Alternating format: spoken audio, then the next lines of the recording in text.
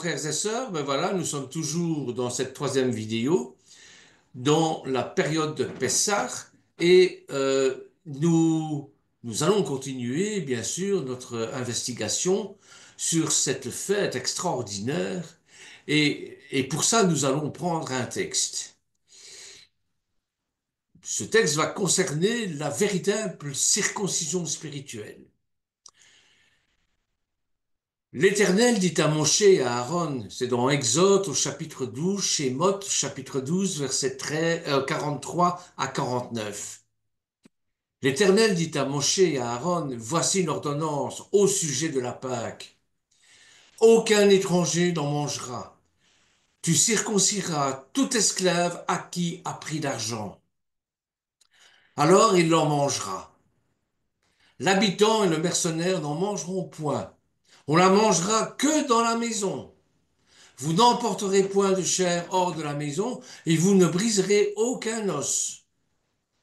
Toute l'assemblée d'Israël fera la Pâque. Si un étranger en séjour chez toi veut faire la Pâque de l'Éternel, tout mâle de sa maison devra être circoncis. Alors il s'approchera pour la faire, et il sera comme l'indigène. Mais aucun incirconcis n'en mangera. La même loi existera pour l'indigène comme pour l'étranger au séjour, en milieu de vous. Dans le Tanakh, quelle était la condition indispensable, la condition sine qua non pour que les Israélites deviennent des enfants de Dieu? Eh bien, dans l'Ancienne Alliance et dans la Nouvelle Alliance ou l'Alliance renouvelée, la parole de Dieu est importante et précieuse pour ceux qui croient en lui. Nous ne pouvons changer ne serait-ce qu'une seule de phrase, qu'un seul point, qu'une seule virgule de ces paroles, car la parole de Dieu est une parole de vie. Une parole de vie qui doit passer par la mort de Yeshua. C'est pas n'importe quelle vie, c'est la vie éternelle. Alors le passage cité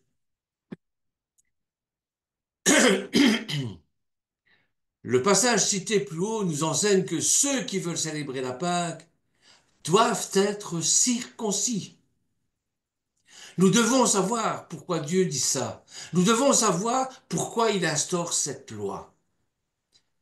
Si une personne n'a pas été circoncise, elle ne peut pas célébrer la Pâque. Vous avez un précédent dont on a parlé dans les précédentes vidéos, c'est Gersom qui n'a pas été circoncis par Abraham, par Moshe. Or, nous avons vu que toute la lignée abrahamique, en passant par le fils de la promesse, Isaac et Yaakov, devait être circoncis. Et Moshe a risqué sa vie en ne circoncisant pas Gerson. Nous avons fait une étude là-dessus dans la première vidéo et dans la seconde vidéo également. Donc, il faut obligatoirement être circoncis pour prendre la Pâque. Si une personne n'est pas circoncise, elle ne peut pas célébrer la Pâque. Si nous croyons en Yeshua, et nous croyons en Yeshua, nous devons comprendre cette règle. Nous devrons comprendre pourquoi Dieu a donné cette instruction. La circoncision consiste à couper le prépuce de l'homme. Et c'est par ce prépuce que Abraham et Sarah ont pu avoir des enfants spirituels. Vous comprenez? Pourquoi je dis spirituels? Parce qu'ils étaient trop avancés en âge pour pouvoir avoir des enfants normaux, enfin des enfants normaux, je veux dire, dans l'ordre des choses. C'est pas à 90 ans, à 90 ans, hein, qu'on peut faire des enfants. Parce que d'abord, la femme est ménopausée, donc c'est impossible. Hein, c'est la loi naturelle des choses. Et l'homme, à 80 ans, bon, ben, perd un peu de sa vigueur, même beaucoup. Alors pourquoi Dieu a-t-il demandé à Abraham et à ses descendants d'être circoncis? Parce qu'il a promis que seuls ceux qui seraient coupés du péché, Mila, c'est ça, Brit Mila, c'est la circoncision. La Brit Mila, c'est la coupure pour une alliance de sang. C'est pour ça que mes vidéos s'intitulent De sang et d'eau. Ce sont les deux thèmes principaux de Pessah. Le sang, parce que bon, il faut immoler l'agneau pour, euh, pour, pour, euh, pour que l'esprit, euh, pour que l'esprit funeste, l'esprit éternel, passe au-dessus des maisons pour ne pas détruire les premiers-nés des Israélites, comme il a détruit le premier-né de Pharaon, hein, et Israël est de le premier-né de d'Adonai. Il le dit lui-même. Donc, il fallait immoler l'agneau. Et il fallait mettre du sang avec de l'hysope sur les linteaux et sur les montants des portes, formant ainsi une barrière. Une barrière, et c'est la raison, c'est le Pessah, c'est le Ret à la fin de Pessah, hein, cette barrière au-dessus de laquelle l'Esprit de Dieu, l'Esprit éternel, l'Esprit funeste de l'Éternel va passer au-dessus. Pessah, c'est ça que ça veut dire, passer au-dessus. Donc voilà. Et de l'eau, pourquoi de l'eau? Mais parce que il y a Yam Chouf, il y a la mer de Jon. Il va falloir traverser la mer de Jon, qui est une sorte de baptême. Le baptême où l'eau représente une matrice pour un nouveau peuple. Cette eau que nous allons rencontrer, et ce sang que nous allons rencontrer également, l'eau et le sang, nous allons le rencontrer lorsque le soldat va percer le flanc, le côté droit de Yeshua, où il va en sortir de l'eau et du sang et faire naître un nouveau peuple qui est le peuple des rachetés, le peuple de Dieu. Mais bon, je vais déjà beaucoup trop loin. Revenons à ce que je disais concernant cette coupure du péché pour devenir le peuple de Dieu. Et c'est pourquoi, et c'est pourquoi dans l'Ancien Testament, dans l'Ancienne Alliance, il demande au peuple d'Israël d'être circoncis. C'était son ordre, la base de la consécration de ce peuple qui doit devenir un peuple de prêtres. Il est devenu le Dieu de ceux qui se coupent du péché par la foi en la circoncision, donc un acte physique. Et dans la Brit Hadasha, dans l'alliance renouvelée, il est le Dieu de ceux qui se coupent du péché par la foi. Alors la Pâque, c'est quoi? Qu'est-ce que c'est que la Pâque? Eh bien, la Pâque, c'est le jour où les Israélites se souviennent et remercient Adonai de les avoir fait sortir d'Égypte, de l'esclavage. C'est ça la Pâque. C'est la fête la plus importante pour le peuple d'Israël. C'est cette fête-là. Toutes les fêtes de l'Éternel sont importantes. Mais cette fête-là marque une décision. C'est le jour où ils se souviennent et remercient Adonai d'être sortis d'Égypte, où les Israélites ont vécu pendant 400 ans en tant qu'esclaves. L'Éternel a envoyé 10 grands fléaux, 10 coups, clipotes en hébreu, pour faire sortir de cette matrice qui est l'Égypte le peuple hébreu.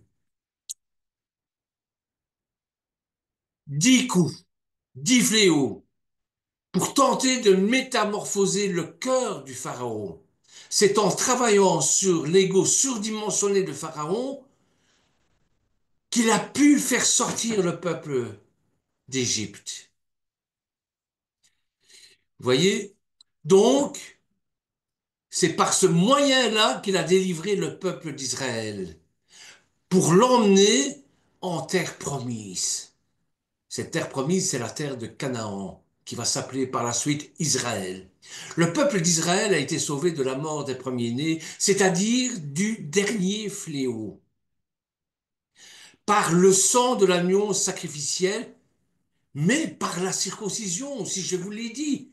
Abraham a failli mourir à cause de ça, parce que il était appelé à faire sortir le peuple d'Égypte à condition que toute sa descendance abrahamique, en passant par le fils de la promesse, Isaac, et par Yaakov, soit circoncis. Voyez? Donc l'Éternel a demandé de célébrer la Pâque à travers leurs générations futures pour qu'ils se souviennent de cette grâce, de ce don gratuit. Alors, que devaient faire les Israélites pour célébrer la Pâque? Que devaient faire les Israélites? Ben, la première chose à faire, ils devaient se faire circoncire. Comprenons que pour conserver la spiritualité de la Pâque, nous devons être des circoncis de cœur. Bon, je ne vais pas entrer là-dedans, hein, ce que Paul dit au niveau de la circoncision. Il y a des gens qui sont circoncis, mais c'est comme s'ils ne l'étaient pas. Parce que il faut les deux, il faut le physique et il faut le cœur. Pour les Juifs, bien sûr. Parce que c'est le peuple de la promesse. C'est le peuple qui détient les paroles de Dieu, la Torah, qui sont les gardiens de la Torah. Donc ils doivent être physiquement circoncis, mais spirituellement également, et c'est le cœur qui doit être circoncis. Selon Paul, et je suis d'accord avec lui, le non-juif doit rester dans son statut de non-juif, de goy, et il ne doit pas se faire juif en se faisant circoncire, mais il doit avoir le cœur circoncis pour être enfant de Dieu. Le cœur circoncis. Et dans Exode, au chapitre 12, versets 43 à 49, on peut dire que l'Éternel dit à Moïse et à Aaron, voici une ordonnance au sujet de la Pâque. Aucun étranger n'en mangera. Tu circonciras tout esclave à qui a pris d'argent. A pris d'argent. Alors il en mangera. L'habitant et le mercenaire n'en mangeront point. Vous n'emporterez point de chair hors de la maison, et vous ne briserez aucun os. Ça nous rappelle Yeshua sur la croix. Lorsqu'on a voulu leur briser les jambes, eh bien Yeshua était déjà mort, donc on ne l'a pas fait, on n'a pas brisé ses os. Toute l'assemblée d'Israël fera la Pâque. Et si un étranger en séjour chez toi veut faire la Pâque de l'Éternel, tout mâle de sa maison devra être circoncis. C'est la condition sine qua non. Alors il s'approchera pour la faire, et il sera comme l'indigène, mais aucun incirconcis n'en mangera. La même loi existera pour l'indigène comme pour l'étranger en séjour au milieu de vous. Il a donc demandé aux Israélites de célébrer la Pâque après la circoncision. Alors quels sont ceux à qui il est permis de manger la viande de l'agneau pascal et de célébrer la Pâque? Parce que la question se pose encore aujourd'hui. Eh bien, seuls ceux qui étaient circoncis pouvaient célébrer la Pâque. Et l'agneau de la Pâque, nous le savons, c'est Yeshua Mashiach. Yeshua Mashiach ayant ôté, non, je ne peux plus dire ôté, Yeshua Mashiach ayant porté tous les péchés du monde sur la croix. Alors qu'en est-il de la circoncision? Parce qu'on parle de la circoncision dans l'ancienne alliance comme dans l'alliance renouvelée, c'est-à-dire une ablation du prépuce. Eh bien, Yeshua Mashiach a lui été circoncis le 8e jour, conformément à la tradition juive. Je ne devrais même pas dire à la tradition juive, conformément à la volonté de l'Éternel. L'Éternel a ordonné que tous ceux qui participent au rituel de la Pâque soient circoncis. Et il dit clairement que quiconque n'est pas circoncis ne peut célébrer la Pâque. Tous devaient donc être circoncis selon l'ordre de Dieu. Si vous croyez en Yeshua, vous comprendrez la signification de la circoncision dans la Brit Hadasha, dans la Nouvelle Alliance ou dans l'Alliance renouvelée. Que représente le rituel de la circoncision que Dieu a demandé à Abraham d'accomplir? Qu'est-ce que ça représente en réalité? Parce qu'il faut remonter aux origines. Il faut pouvoir comprendre pourquoi il a demandé cet acte physique à Abraham. Pour comprendre plus tard cet acte spirituel à partir de Yeshua. Eh bien, que représente le rituel de la circoncision que Dieu a demandé à Abraham? Eh bien, comment Abraham et ses descendants sont-ils devenus enfants de Dieu? En se faisant circoncire. Et dans la Genèse, l'Éternel apparaît à Abraham et conclut une alliance avec lui et avec ses descendants. Dans le chapitre 15, Dieu promet à Abraham que ses descendants seront aussi nombreux que les étoiles dans le ciel et qu'il leur offrira la terre de Canaan en héritage. Ses descendants à travers le fils de la promesse et de Jacob. Vous voyez? Pas à travers Ismaël. Dans le chapitre 17, il dit à Abraham que si ses descendants et lui agissent selon l'alliance et se font circoncire, eh bien, il deviendra leur Dieu et eux deviendront son peuple. Il y a un écho qui retentit dans ma tête lorsque Ruth, la Moabite, dit la même chose à sa belle-mère. Mon Dieu, ton Dieu sera mon Dieu et ton peuple sera mon peuple. Eh bien, c'est ça. Hein. C'est l'alliance entre Dieu, Abraham et ses descendants. Et Dieu a promis que s'ils croyaient en son alliance et se faisaient circoncire, eh bien, ça signifie qu'ils sont son peuple et que lui est devenu leur Dieu. Alors dans Genèse, au chapitre 17, versets 7 à 8, on lit: Je te donnerai à tes descendants après toi le pays que tu habites comme étranger, tout le pays de Canaan, qui va devenir par la suite Israël, en possession perpétuelle, et je serai leur Dieu. Et l'Éternel dit à Abraham: Toi, tu garderas mon alliance, toi et tes descendants après toi, selon leur génération. Et c'est pour ça qu'encore aujourd'hui, le peuple juif, le peuple hébreu, se fait circoncire le 8e jour, parce que c'est toujours le peuple de Dieu. En quoi consiste la circoncision spirituelle alors?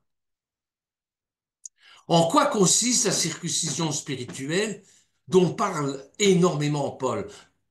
C'est Paul qui a défini les termes et c'est Paul qui l'a expliqué. Eh bien, cette coupure, cette mila, sert à ôter le péché de nos cœurs par notre croyance au baptême de Yeshua. C'est pour ça que je vous parlais tout à l'heure, et c'est pour ça que mes vidéos s'intitulent de sang et d'eau. De sang par la circoncision et d'eau par le baptême de Yeshua. Yeshua qui a fait descendre les eaux d'en haut sur ceux qui sont en bas. C'est ça. Comme Abraham croyait en la parole de Dieu, eh bien l'Éternel a fait de lui un juste et son enfant. Vous voyez? La circoncision est le signe de l'alliance entre Dieu et Abraham. Une alliance de sang. Et c'est la raison pour laquelle Siphora va dire, tu es mon mari des sangs, au pluriel. Nous avons expliqué tout ça. Tu es mon mari de sang, à cause de la circoncision. C'est ici mon alliance que vous garderez entre toi, entre moi et vous, et ta postérité après toi. Tout mâle parmi vous sera circoncis. Genèse chapitre 17, verset 10. Circoncire signifie couper le prépuce, ôter le prépuce. Ça vient également dire transmettre tous les péchés à Yeshua par la foi en son baptême. Nous sommes circoncis spirituellement lorsque nous nous débarrassons de tous nos péchés en acceptant le salut du baptême de Yeshua. C'est Yeshua qui porte nos péchés sur lui. La circoncision du Nouveau Testament, la circoncision de la Brit Hadasha, de la Bessorat Tova, de la bonne nouvelle, consiste à ôter tous les péchés par le baptême de Yeshua et par la mort et la crucifixion sur la croix. Alors la circoncision dans l'Ancien Testament, dans l'Ancienne Alliance, dans l'Alliance abramique, est donc symbolisée par le baptême de Yeshua. Ça ne veut pas dire que le baptême de Yeshua remplace la circoncision. C'est pas ça du tout que je dis. Tous deux sont des alliances avec Dieu qui fait de nous son peuple. Le baptême et la croix, l'eau et le sang. Le sang que nous allons prendre à Pessah, hein, en prenant la coupe du salut. En prenant cette coupe du salut, eh bien, nous entrons dans le mystère de Pâques. C'est-à-dire que Yeshua prend sur lui tous nos péchés pour que nous puissions avoir la vie éternelle. Et par conséquent, la circoncision dans l'Ancienne Alliance et le baptême de Yeshua et la mort sur la croix, eh bien, sont à peu près la même chose. Comme les descendants d'Abraham sont devenus le peuple de Dieu par l'ablation de leur chair, eh bien, nous devenons des enfants de Dieu par l'ablation des péchés de nos cœurs, en transposant nos péchés sur Yeshua, la victime innocente et ultime, le sacrifice ultime de Yeshua sur la croix. Nous devenons les enfants de Dieu. Nous faisons cela et croyons qu'il n'y a plus de péché au monde. Car Yeshua les a tous portés lorsqu'il s'est fait baptiser par Jean-Baptiste, mais lorsqu'il est monté sur la croix également. Et par la flagellation qui correspond à nos péchés, puisque lui, il est la matzah, c'est-à-dire le pain sans levain, sans péché, et que comme il est Dieu, il est impossible pour Dieu de cohabiter avec le péché. Et chaque péché, c'est un coup asséné sur le dos et les jambes de Yeshua lorsqu'il a été flagellé. C'est dans Isaïe 53 qu'il nous est dit cela. que par nos meurtrissures, que ces meurtrissures ont été réalisées par nos fautes, par nos péchés. Donc, le baptême de Yeshua change le pécheur en juste, ou du moins, lors du baptême, de notre baptême, lors du passage par la mer Rouge, le Yam Shouf, ben, nous ne passons plus par la mer Rouge, bien sûr, mais nous passons par les eaux du baptême. Eh bien, ça change, ça nous justifie, ça nous rend juste devant les yeux de l'Éternel, comme le morceau de chair qu'on ôte par la circoncision. Et les péchés de l'humanité ont été portés par Yeshua à la croix. Et d'ailleurs, c'est Jean-Baptiste qui va dire lui-même, lorsqu'il verra le Seigneur, voici l'agneau de Dieu. Souvenez-vous de la vidéo que j'ai faite sur l'agneau. Voici l'agneau de Dieu qui porte le péché du monde. Tolit peccata mundi en latin. Hein. Donc, ceux qui sont spirituellement circoncis, de par le cœur, de, avec le baptême, eh bien, deviennent le peuple et sont justifiés, sont rendus justes aux yeux de Dieu. La foi erronée éloigne l'homme de Dieu. Qu'est-ce qui a éloigné les Israélites de Dieu?